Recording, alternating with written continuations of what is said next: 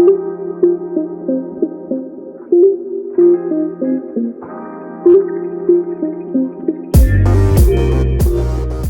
Be Lifted Up, your guide to living an abundant life. This is a show about faith and finance, and my name is DC Marshall, and he is Alfred Edmond Jr., and it's still good to be me. And so if you have been following the show, we talk about faith and finance. We know the word of the Lord says in John 10:10, it's the B clause. I've come that they may have life and have it to the full. And so we talk about having life to the full. And on today's show, we're talking about mental wellness. And, you know, how can you cope with the daily pressure of illness, and particularly in this season, Alfred? I mean, I don't know about you, but this is a season where it's heavy on the prayer and heavy on the psychologist, therapist, counselor, get somewhere and sat down and I need help. Okay. What say you, my friend? Well, May is Mental Health Awareness Month, and this says something that we're even at a stage in our society that we can have a month like that. And it's a wonderful thing to know now that the faith community is now front and center, understanding the value of mental health services to even faith communities, when for so long there was a stigma attached to the idea that you should seek mental health assistance and help. But I just know that the word says that God is not the author of confusion. And when he wishes us health and wellness, that does include mental and emotional health. So you're right. We're facing so many things, whether you're talking about, the economic issues of abundance and scarcity, violence. We have so many things. You just turn on the news, you have so many things to be concerned about and worried about, and protecting your mental health is just so important to living an abundant life. So I'm excited for today's show and what we're going to be talking about today. So we'll be right back. Stay tuned with Be Lifted Up, your guide to living an abundant life.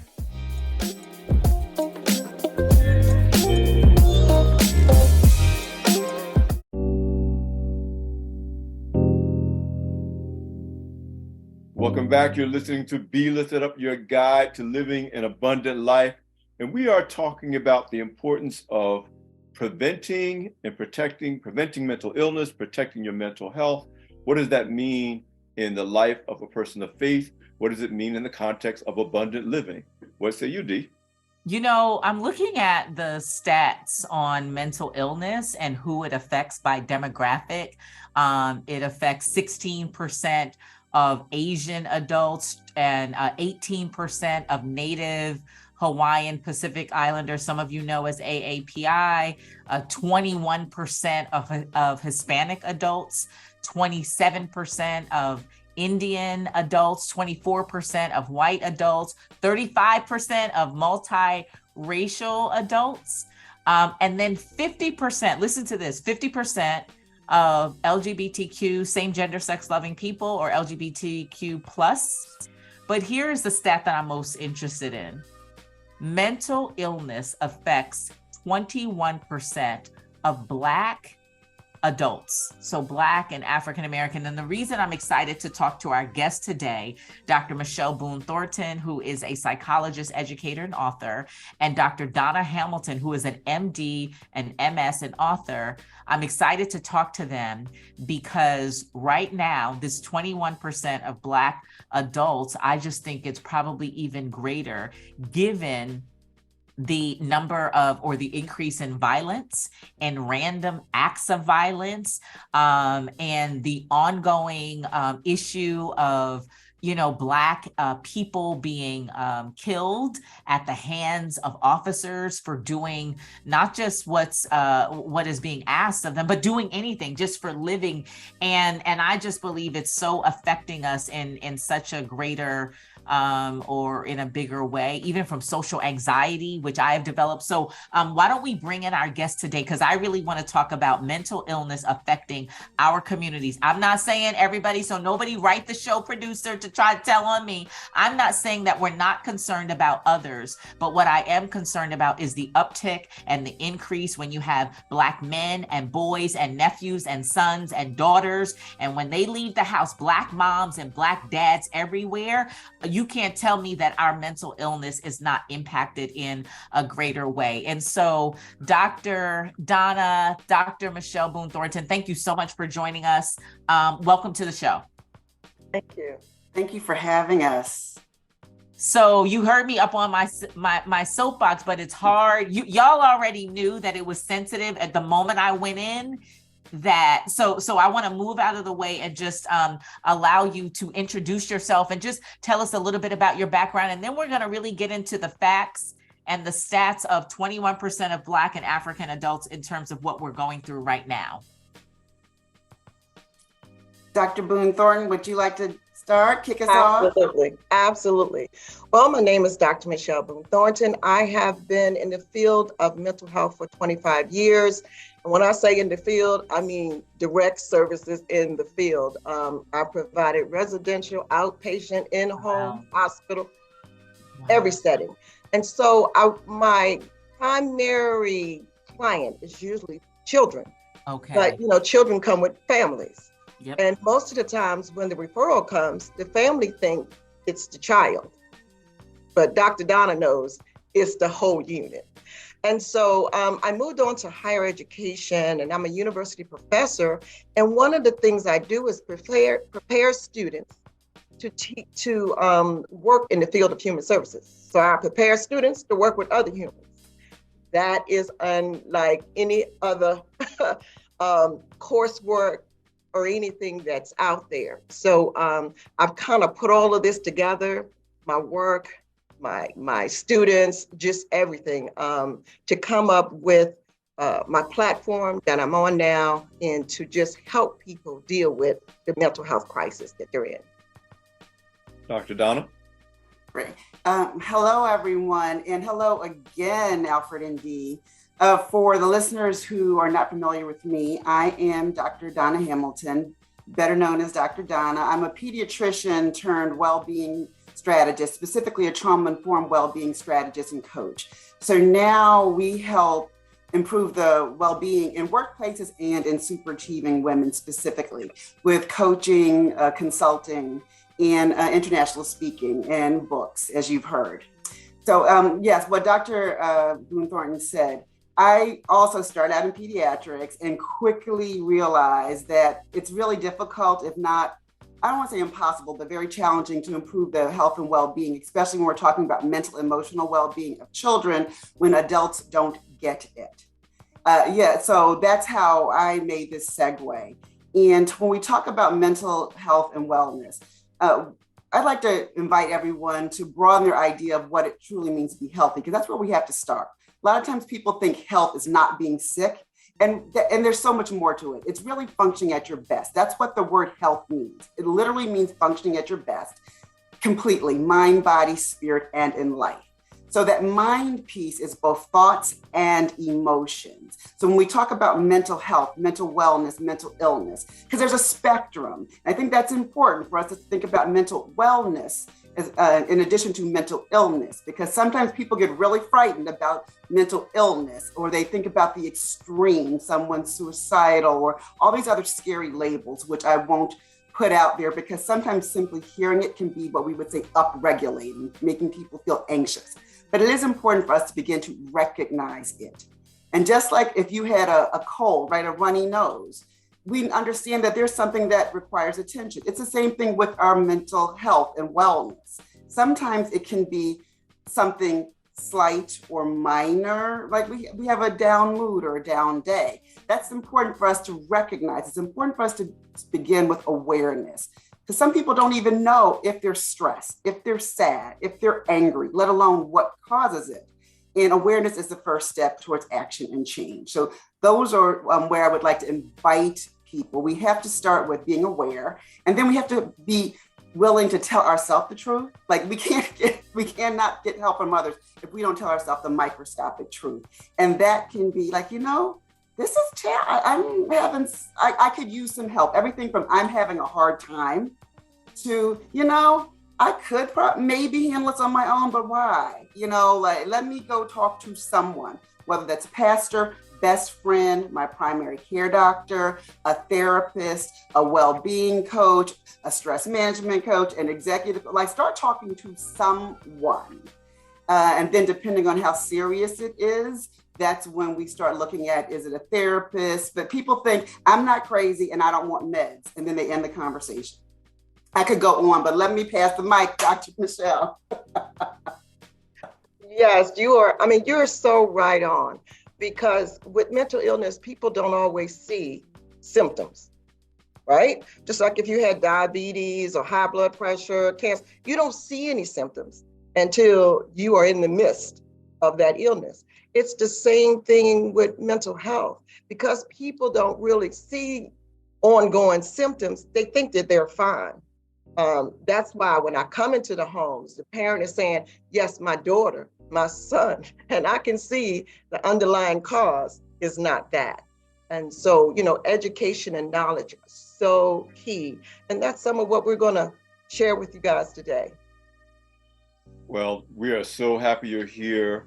What I want to get into even during the next segment, I'm like Dee, yes, we care about the mental health of everyone, but I'm specifically, as someone who was raised in the church, grandson of a minister, you really talked about the degree to which I'm so happy that the Black church in particular seems to come such a long way in this space, and when it was totally taboo to even mention or to suggest that there was a mental health issue, to even admit it was in your family, much less address it. So listen, you're listening to Be Lifted Up, your guide to living an abundant life. We're here with Dr. Donna Hamilton and Dr. Michelle Boone Thornton. We're talking about our mental health during Mental Health Awareness Month. We'll be right back.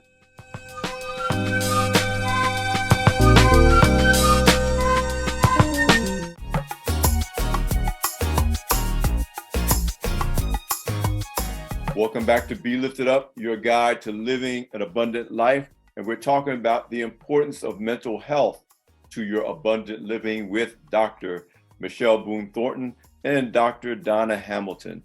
As we left the last segment, I just talked about the to me, the very encouraging positive transformation between what anybody who was part of the Black church at least faced when the idea of mental illness or mental health came up, versus where we seem to have reached a new stage, a new phase of church life, where that is no longer quite the taboo, it's quite the stigma. In many ways, the church has become an asset in these conversations, in part because more faith leaders have come clean about their own mental health challenges.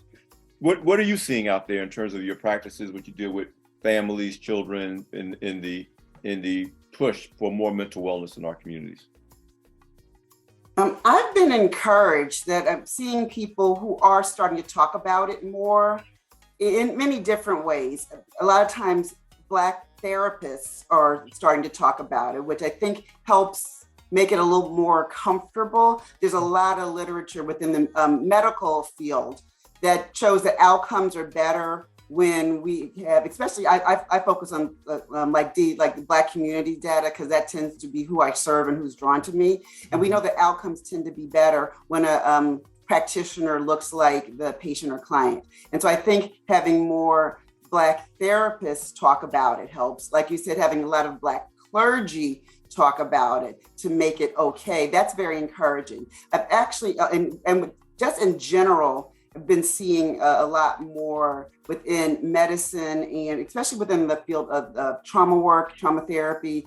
I've been seeing them reach out more to clergy, which is also encouraging. So it's going both ways. So hospital, not just clergy, but also pastoral care within hospitals, because we have faith woven into medicine. Yeah. But I don't want, it's relatively recently, and when I say recently, I'm going to say over decades, because I'm older, but I've been seeing a trend where we are starting to say, again, we talk about mind, body, spirit, but sometimes it used to be a bumper sticker, and now people are understanding that's really, truly what health is. So I think that's been helpful, that now people see it not as taboo, and they also understand what that means. It's a broad spectrum. Yeah. A lot of times people were going to their pastors and their deacon to talk about what we in the field would say are mental health or mental emotional issues. violence in the home. Let's just name a few things. And if anyone listening, if it starts, they feel it in their body, I invite you to take care of yourself, because that's important. Take some breaths, ground and center, pause and play again. But again, awareness is the first step. So I also invite you to notice if you have feel something in your body. If we talk about domestic violence, specific violence in the home, dad beating mom, children being battered. And again, I know it can be triggery, but it's important. We have to name it so we can address it. People went to pastors all the time about this. Drinking, substance abuse issues, even let's talk about depression. People maybe didn't call it that, but they went for prayer. And so now that we recognize that this is what we mean by mental health issues, it is helpful that pastors know. I know some pastors, they have an upper limit with certain things. They'll maybe speak with someone 2 to 3 times, and then they will make a referral. So that's all very, very encouraging, because they wouldn't try to treat cancer. If someone was coming in with a physical health issue, they might say 1 or 2 things around, did you change your diet, change your exercise? Then they say, have you gone to your doctor to get your blood sugar levels checked? Have you gone to get your blood pressure checked? And hopefully they would refer back. This is not what I do. So it's important for us to recognize that mental health is health, and it's really helpful. Also, I would say that we normalize talking about it with each other, with friends, with family, with community, after service. It's important that we normalize talking about it like we do anything else, because there's no shortage of people who will talk about their sugar. Whether it's up, whether it's down, they will talk about how much weight they released or how much they need to release. So let's normalize talking about, when people, and I'm all for affirming. I'm all for I'm blessed and highly favored. I'm also for, I'm highly favored, and today I'm not feeling it. And it's been tough for me to really believe that. We can start to normalize talking about it. It's not an absence of faith to talk about what is. So let me jump in here. I want to, on the point that you just made, Dr. Donna, and I'm going to pose this question to you, Dr. Michelle. And I'm glad you clarified, Dr. Donna, because respectfully, I think one of the challenges in the Black church was not just the stigma that existed for so many years. It was also ministerial staff and or pastors performing a role that was not their role nor their anointing. You, Dr. Donna, have an MD, and you know how to treat specifically things that a pastor can't, and vice versa. And then you, Dr. Michelle, respectfully, right? You understand things about us that, that a pastor wouldn't necessarily know and shouldn't. But we know for many years, over generations in the church, they would. And so I'm a big proponent of clarifying the right resource. And this comes from me I'm a CEO of a company, a diversity, equity, inclusion company. I went back to school to get a master's after doing coaching for so many years and scaled the company. I only went to get a master's so I could be more responsible in recommending people to the right resource. That was it. And so it's in human services counseling. It's Christian based. I only did that so I could be responsible to refer folks out.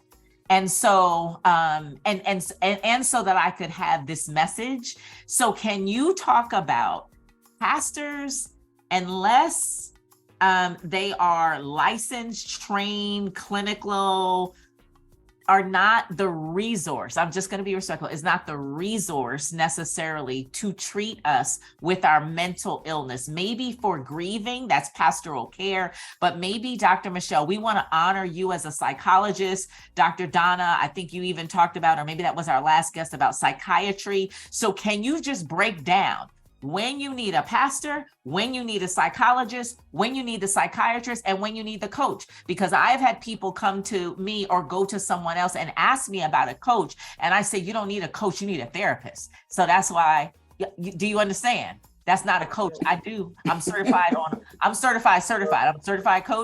certified on the therapy side, and that's not it.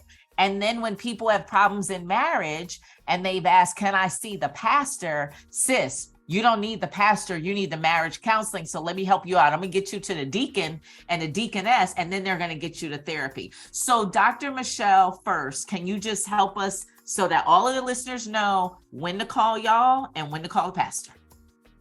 Well, absolutely. We have to go back to the Black church and the role of the Black church.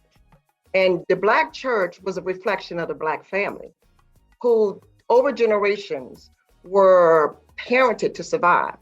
So you really we're supposed to have any problems. And if you had problems, you're supposed to pray and it'd be okay.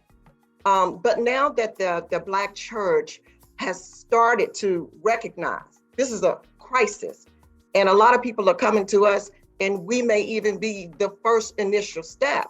They should know to actually make the referral there. I mean, there's so many resources, but to make the referral there, they actually give people permission. Oh, it's okay for me to have this problem. The church, my pastor says, I need to see somebody. Because a lot of times people will just suffer in silence. Yes. They won't. We have this new generation that goes to the internet for everything. And all of your answers might not be there. You may need a professional like Dr. Donna or a psychiatrist or someone like that. When, things start to interrupt your sleep and you're having suicidal thoughts and things like that, the pastor really can't help you. You need a therapist and a licensed person. Absolutely. Yes. That part. That's it. Mhm.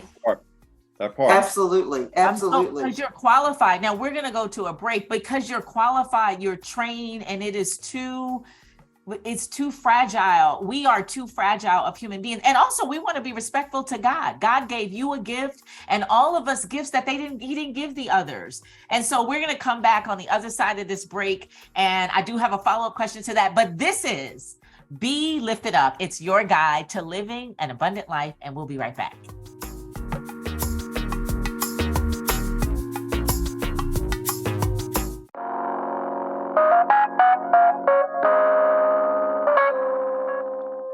And we're back. It's Be Lifted Up, your guide to living an abundant life. We are here with Dr. Donna Hamilton. She's the author of Wellness Your Way, and Dr. Michelle Boone Thornton. She too is an author of Transforming Your Reality, Removing the Mask to help sort through the facts and prescribe a framework that promotes healing. And I'm going to ask a follow-up question, but one of the reasons why we love having Dr. Donna and Dr. Michelle, because they are both qualified doctors, physicians who have also converted their gifting into practical solutions. Is that fair, doctors? That yes. It used to be that we could only get you if we go to see you in your office, but we need to do that. And what I love about the both of you, if you've packaged what God has given you in terms of your genius and your expertise into books that we should buy, have book clubs and discussions around, invite you to speak and so on and so forth. So I just really wanted to say that so that our listeners know. But here's the follow-on question. And, before we went to the break, Dr. Michelle, just really helped us to unpack the Black church and just clarifying the right resource. And I'll say this in brief. What I appreciate about you, Dr. Donna, is you mentioned you are an MD, but then you're also a coach. And I caught that because that's part of my background. There was a time when I would be low-key judging, why are the doctors the coaches and they doctors and they're the go-to? They don't need to be the coach. And then, are you ready? Y'all not ready for this? Because I was the coach and people would come to me, high-level, high-ranking, and high-profile women. A lot of people know that's who I work with. They're high-level, they're high-ranking, and they're high-profile. Some of them law enforcement. And when the one I'm coaching, and I realized we have an issue. Houston, we have a problem. And guess what? We needed the coach. No, we needed a therapist. But guess what? It would risk her job. Oh my God, this is why we need the MDs and the psychiatrists to be coaches. It's to cover Black women because they can't they can't present for mental illness and go and see you safely. And so I was the one on the strategy. And for the very first time, in fact, Dr. R.G. Allen, she's in Pennsylvania. She too is a doctor, but she's also a coach. And at the time I knew I could assign my client to Dr. R.G., but it was because Dr. RG is the appropriate resource. And so, Dr. Donna, I want to say thank you. I'm no longer low-key judging, because I was trying to hold y'all up.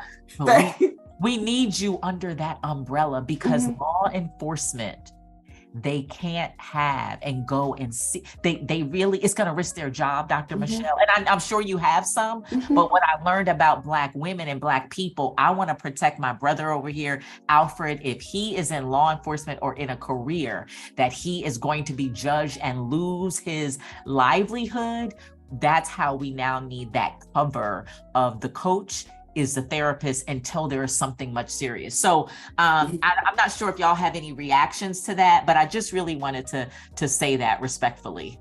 Thank you for that. Yes. And thank you for all of that. Because there has been a time where I've been judged most of my professional career, and I'm at the age, and I have, because even when I transitioned from pediatrics to non-clinical, people judged me. And I mean, literally people went to, what are you doing? But here's the beauty in it. When you stay true to your anointing, what you're called to do and what's in your spirit, it went from that within a couple of years to, what are you doing? And can I get on your calendar? Because I want to find out what you're doing. So some of it, that's not, well, actually, I'm going to say this, it's all related under the umbrella of mental and emotional health and well-being. Sometimes it may be uncomfortable for a season, but if you know in your spirit that what you are doing is not serving you well, then we must listen and be willing to go through a little bit more discomfort if we know that discomfort is a healthy discomfort. So there's a difference between a toxic discomfort and enduring and struggling in a job or a relationship, a marriage, or whatever, when there is no healthy outcome in sight.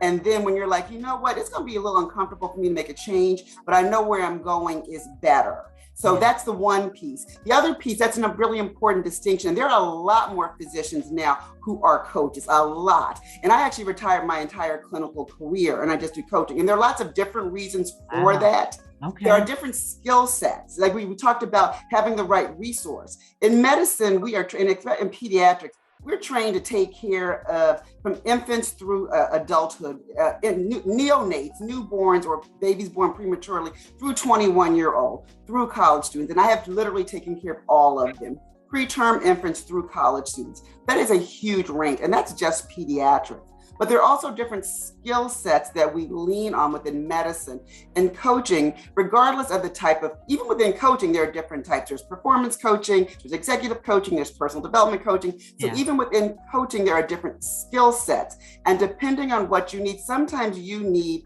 a physician. You need come in for me, like Dr. Michelle was saying, to take a history, to get the what your symptoms are, to figure out if there is something going on in your body and mind that requires an intervention.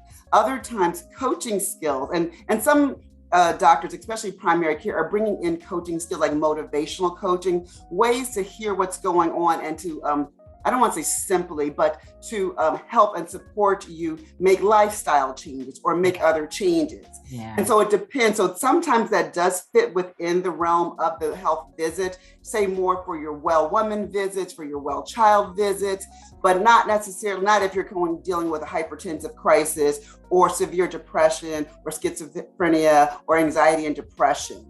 And so, that's the difference. And so that's why we have some physicians who end up being coaches, because they really want to support people on those lifestyle changes or whatever else it is that brings them fulfillment.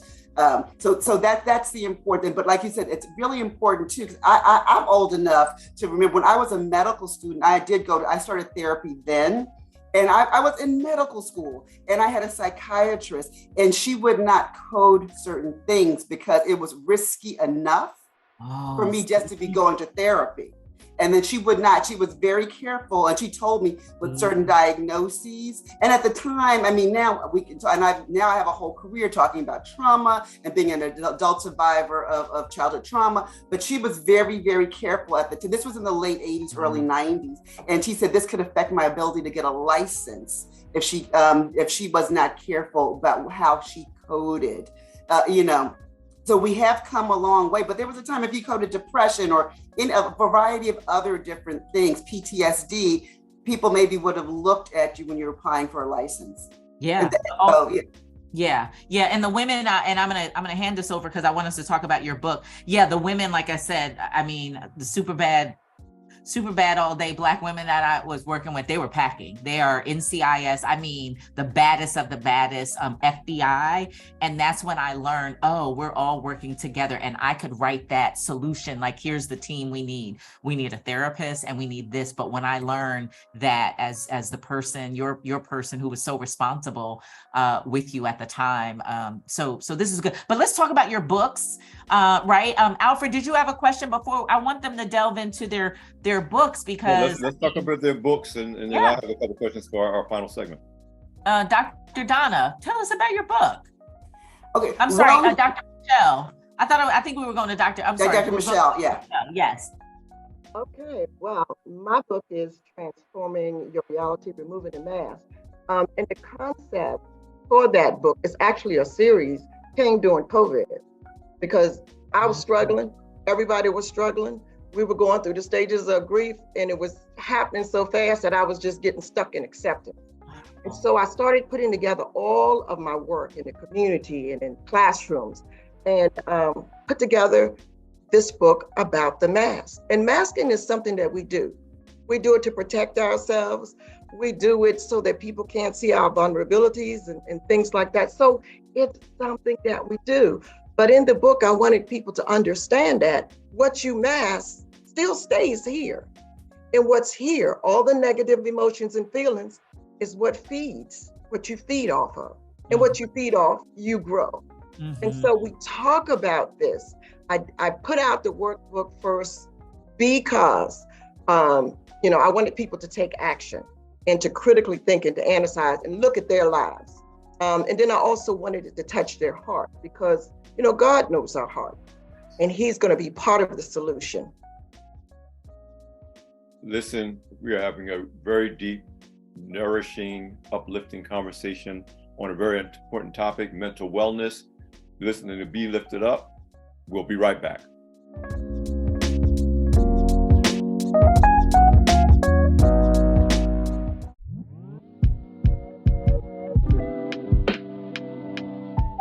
And before we went to the break, Dr. Michelle Boone Thornton.com. Okay, shameless. No, it's not. Dr. Michelle Boone Thornton.com was saying, what were you saying, Doc? I was talking about my book series, and I had talked a little bit about the workbook, and then I also created a companion journal because, writing, that is therapeutic.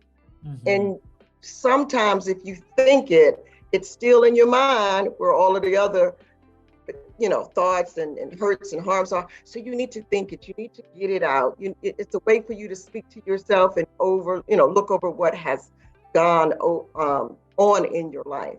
And so I had that, I put scripture in it and encouraging just affirmations so that they can use the workbook, cognitively think, work, and then the journal to actually write. And then I'll actually have the actual book coming out in June for pre-order, which addresses the why, the what, and the how to remove the mask. Because we know we wear masks, and now we need to know what we can do about it. I provide some resources in the back of the book, NAMI and Mental Health America, so that people can gain extra knowledge and information if they need it while they're going through this process of change. Before we wrap up our conversation, just first of all, I want to acknowledge something. Obviously, I started out leaning into the resistance to this discussion in the Black church, but one of you, I think it was Dr. Donna, made the other point. It wasn't just the Black church. for a very long time, the health and medical side resisted the idea that faith had played any role at all in people's health and healing. And now we know science and study after study after study has shown very positive outcomes for everything from surviving cancer, obviously mental health, that faith plays a tremendous role. So it wasn't just resistance on the faith side, it was resistance on the medical side too. And both sides have come together in a very encouraging way to bring us to where we are today. The other thing, you know, I know I'm on with four amazing ladies, but the final frontier in the Black community when it comes to talking about mental health is Black men. And if you had told me as recently as 10 years ago that I'd see a day when there are Black men, not enough, you know, obviously we need more Black people in general, and as mental health professionals, but leading conversations on Instagram in particular, there's this Black men, you know, mental health, Black therapists, and that, you know, from my experience, we do an event at Black Enterprise. It's called the Black Men Excel Summit, the celebration of excellence and leadership for Black men. And I remember the first year we did the event in 2017, it was proposed that we should do a session on mental health. And the overwhelming response was corporations didn't want to talk about that at a conference, and Black men wouldn't come to a session like that. And so we tabled it. And then the following year, we had enough, you know, courage to say, okay, let's try it. That was standing room only at that event. And to this day is the most popular session at the event. And again, it just shows again how far we've come, that now part of it may be the trauma of what we've experienced, everything that Dee raised earlier around gun violence, police violence, COVID. You know, finally, I know a lot of Black men were like, you know what? I don't care what anybody thinks anymore. I need help. I'm going to get it. I don't care anymore. So some of it was, you know, part of the times, but I think it is very encouraging that, and I don't know if you're seeing that in your respective practices as coaches, as medical professionals, but finally Black men, particularly younger Black men, I would say, but not just younger Black men, are saying, you know what? I need the help and I'm going to get it. What are you seeing? Yeah, absolutely. We're seeing this a lot.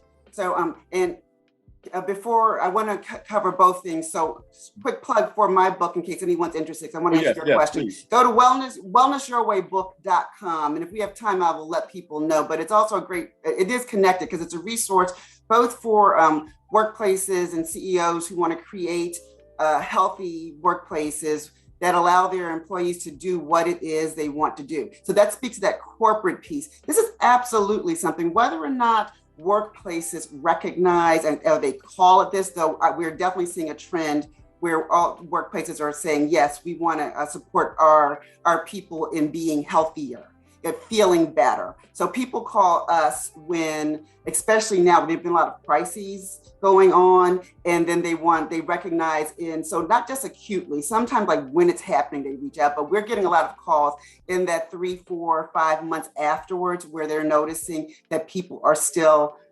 not quite back to being themselves or still need some support. And I think that's the trend where that probably reflects some of how men are showing up in the workplace too.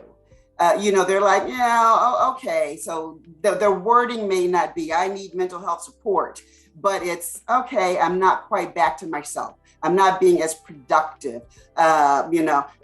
So we're definitely seeing the trend, and particularly with Black men. We're seeing it also nationally. There are national organizations that specifically around, so Black girls do therapy, there's Black men do therapy. I will put a plug in both because of the example, but also because I'm a proud family member. If you follow any of the national news, Capitol Hill Officer Harry Dunn, he does a lot. He's been talking a lot as a survivor of the January 6th attack. He's been talking a lot about the importance of law enforcement, but people in general needing support. And I put that plug in because he is my cousin, and I'm very proud of him. Yes. Yeah, but that is to say, this is a national, and if anyone knows him, he's a big Black man. He is 6'7", 300 pounds, and he speaks very openly about the importance of mental health, getting therapy, not being okay. He's a former football player. I know another former NFL player who does a lot of talking about the importance of athletes getting help. So these are Black men, these are areas, professions where there are a lot of Black men in law enforcement, in professional sports.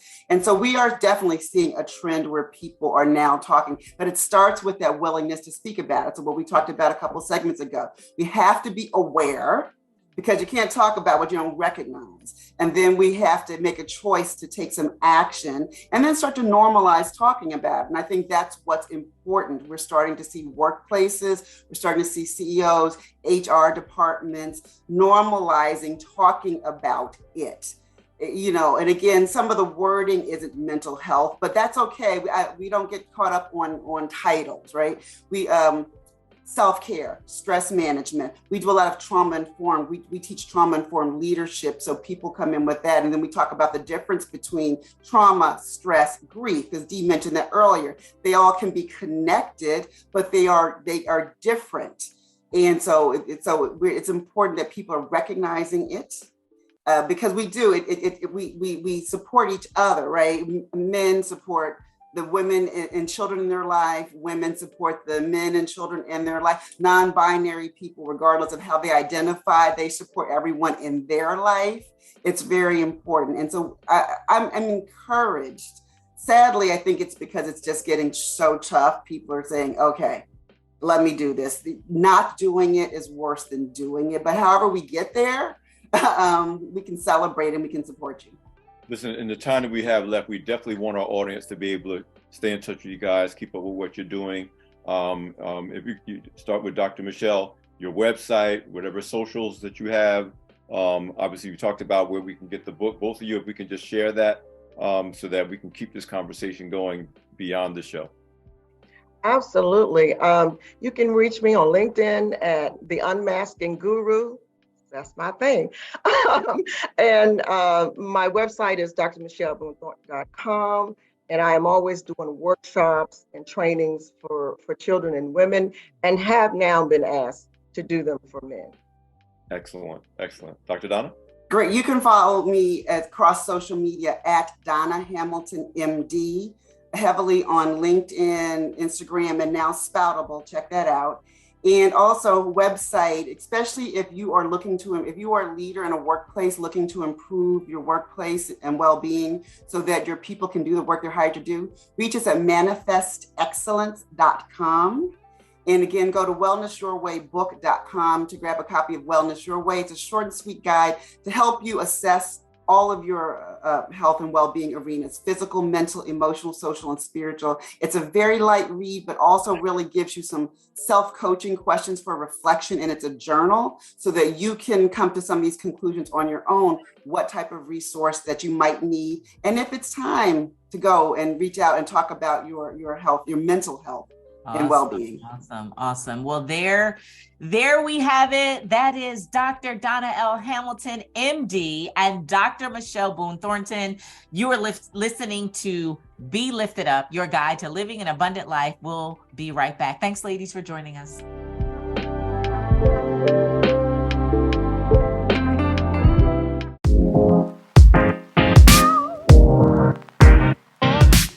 And we're back. There you have it. What an awesome and amazing show with two great guests who are substantive resources that we need today, authors of books that we can get our hands on today, and just a really, I would say, valuable conversation with high use value. That's what it was.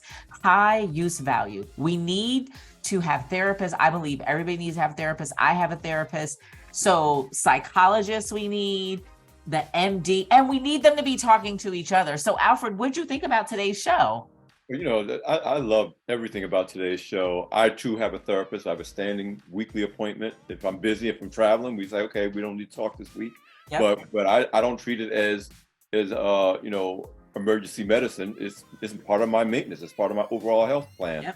Yep. And so I'm just loving it. I will repeat what I said at the top of the show. God is not the author of confusion. And just the way he promises health and wellness in every other area of your life, the abundant life, he promises it for your mental and emotional health as well. So listen, follow us, Be Lifted Up Radio, across all social platforms. Go to BeLiftedUpRadio.com to hear this show and other episodes of the show. We love you. We're glad you're here. This is Be Lifted Up, your guide to living an abundant life.